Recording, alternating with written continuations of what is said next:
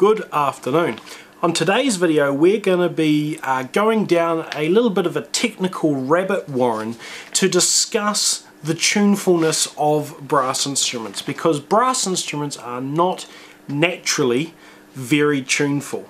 And there are two reasons for this, which I'm going to discuss in this video. A little disclaimer before we get started, and that is that whilst the theory that we're going to be talking about here is absolutely true, in reality it may not correspond perfectly to your experiences. And the reasons for that are simple.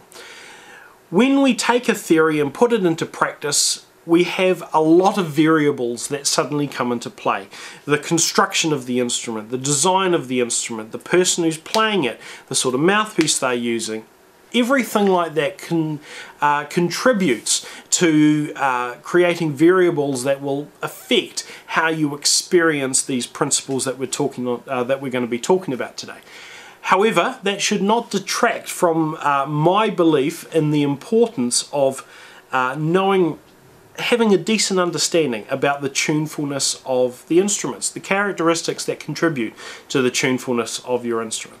So there are two things we're going to be talking about today. The first is the harmonic series, and then the second is our valves. Now the harmonic series is the fundamental building block of all brass instruments, and it's one of the things that differentiate it from other types of instruments. And it is, for anyone who needs a recap, the series of notes that we can play without having to adjust our fingers. So if I pick up this flugelhorn here, it starts with what we might call a pedal C. Okay, this is the fundamental tone of this instrument.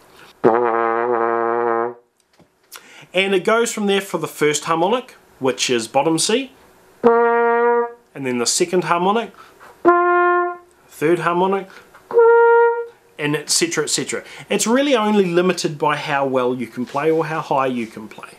Each of those intervals in the harmonic series are simply a multiple of your fundamental tone's frequency. So let's simplify that somewhat. Let's say that our fundamental pedal C was 100 Hz. It isn't. Let's just say it was for now though. Our first harmonic is going to be 200 Hz. Our next harmonic is going to be 300 Hz, and then 400 Hz, and then 500 and 600, and so on and so forth. And every time your frequency doubles, you've got a complete octave. Okay, so 100 to 200 Hz is a perfect octave. 200 to 400 Hz is also a perfect octave. 400 to 800, 800 to 1600, etc, etc is a perfect octave. So when we take intervals of that 100 Hz, we can divide it up into octave ranges. So we've got 100 Hz to 200 is an octave, 200 to 300 isn't an octave, 300 to 400 isn't an octave, but 200 to 400 is an octave. So we know we've got an interval halfway between the two in terms of frequencies. And then if we start from that next 400 Hz, we've got 5, 6, 700, there are notes that fit in between, and then 800, which is our next octave. So that's the way that the intervals in the harmonic series are structured, and it applies and it gets that characteristic from the fact that musical frequencies are not a linear progression. It's a little bit logarithmic, as you'll see from this graph below. Now if we take reality, okay, the fundamental tone of a B-flat treble clef instrument, so you've got your B-flat trumpet, your B-flat cornet, your B-flat flugelhorn, is 116.5 Hertz, 116.54, if it was in tune perfectly. And so our bottom C, or concert B flat if you want to be pedantic, is going to be double that, 233.08 Hertz, etc. And it's going to increase from there. Now the problem that we've got with this arrangement is that those intervals between the octaves don't line up perfectly with the keys on a piano. Okay, so we've got our first, second and third harmonics. If we're playing a B-flat instrument, we'll refer to this as C, G and C.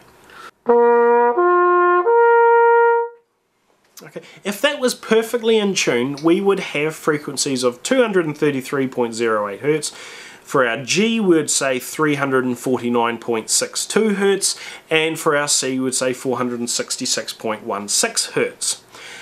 That G in the middle does not correspond perfectly to a G in the scale. Okay, there are different temperaments for scales, but in the temperament that we generally use in this part of the world, that G does not line up. When we've got the next octave where we've got 3 intervals in the harmonic series between the octaves, so we've got our 4th, 5th, 6th and 7th, sorry, we've got our 3rd, 4th, 5th, 6th and 7th intervals in the harmonic series. The 3rd one and the 7th one are perfect octaves, but the 3 just sort of fit halfway between there. Playing one of these instruments, we would say C, E, G, B flat, C. That E, G and B flat do not correspond to their equivalent notes in the scale. Our E is about 13 cents flat, our G is a little bit sharp, and our high B flat is very, very flat. And so that's one of the things that we need to be aware of when we're playing these instruments, is that those intervals between the octaves of our fundamental are not going to be in tune. Okay, and the amount that they are out of tune depends on which note you're playing. Where the situation starts getting a little bit more complicated is that these notes may or may not actually sound out of tune, because the intervals in the harmonic series mesh very well with each other because the frequencies are just multiples of the same fundamental. So if you were to get 3 clarinets or 3 woodwind instruments or a piano or something where you don't base the tunefulness of your notes off the harmonic series and get them to play a chord, for instance let's say C, G and high E, that's going to sound nice. It's a nice major chord, but if you were to get brass instruments playing that same chord with all of the same fingering, i.e. you're picking different intervals in the same harmonic series, it's going to sound heavenly by comparison, because the frequencies adhere not to the temperament of the scales that we use, but to intervals in the harmonic series. So they sound nicer. And so when you've got a composer who writes music that utilizes intervals in the harmonic series, the same harmonic series to build their chord, it's going to sound lovely. But if you're using instruments in different keys and you're picking notes out of different harmonic series to assemble your chord, then it might sound out of tune. It's one of those things where it's going to be a note by note experience as to whether or not you need to compensate for the tuning. So that's the first aspect of tunefulness that I would like for more brass players to be aware of. The second aspect is our valves. Now our valves are things that are naturally imperfect, and I'm going to explain why they're naturally imperfect, and I'm also going to go into a couple of different ways that various manufacturers have designed to get around this problem. And so to illustrate this, I'm actually going to use an image of a guitar fretboard. So down the bottom is a guitar fretboard. Now all of the intervals, all of the little lines in the on this fretboard denote one semitone, okay, a half step. So let's just put a line down the middle here. This is what we're going to call our C, okay, or our concert B flat if we're playing in bass clef. Our first valve is designed to lower the pitch by 2 semitones, one full step. And so let's draw that little first valve in there. That's what the first valve does when you play it from your fundamental, or an octave of your fundamental. Your second valve, on the other hand, lowers the pitch by a half step, a semitone, from that fundamental or octave of your fundamental. And the third valve lowers that by 3 semitones, or a step and a half. Now if you're very fortunate, you are going to have an instrument like a euphonium or some baritones or something like that that's going to have a fourth valve. Now the fourth valve lowers it by 2.5 steps, as you can see here. Now these valves are all designed to be in tune with each other when they are lowering the pitch, you know, one by one. The trouble occurs when we add valve combinations together, because you notice that the difference between semitones on the fretboard gets wider apart the lower down in pitch we go. So if we were to add the first and second valves together, like we've got here, we notice that we don't actually reach that third fret down from our fundamental. We're a little bit sharp. If we compare that to just using the third valve, because that is designed to be a tone and a half, is perfectly in tune. So 1 and 2 should be a little bit sharper than just using 3. That's what the theory states. And if we use the first and third combination, if we compare that to using just the fourth valve, we see that it also is quite sharp. The worst possible combination is if we try to use all 3 of our valves at once. We can see that it is very sharp. In fact, it's almost half, in fact it's over half a semitone sharp. The alternative, of course, is to use the fourth and second valves, but even that is a little bit sharp. And so that is, in a nutshell, the other problem that we've got with brass instruments, is that using multiple valves together is going to produce results that are not necessarily perfectly in tune. Now, there have been a number of ways that manufacturers over the years have tried to improve this, and there has never been a perfect solution yet. The most common thing that we see these days is for manufacturers to create what's called compensating valve mechanisms. Now, I talk about the compensating valve arrangement a little bit in much more detail rather in a previous video, so click up here if you want to see that. Another different way of getting over the tunefulness of valve issues is something that Besson used called their N-harmonic series. Now this is their N-harmonic system.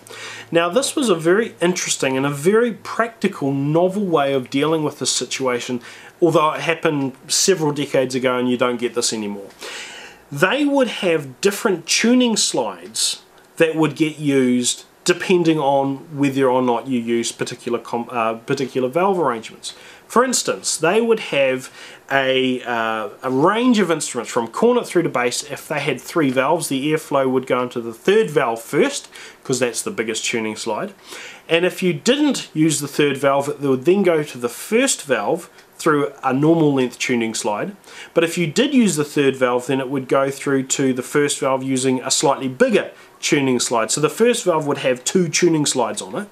The second valve, I think, had 3 different tuning slides on it, depending on whether the first valve or this third valve was in use. And so you would have multiple tuning slides on the instrument. This made the valves longer, it made the instruments heavier, it made the instruments vastly more complicated to design and to manufacture.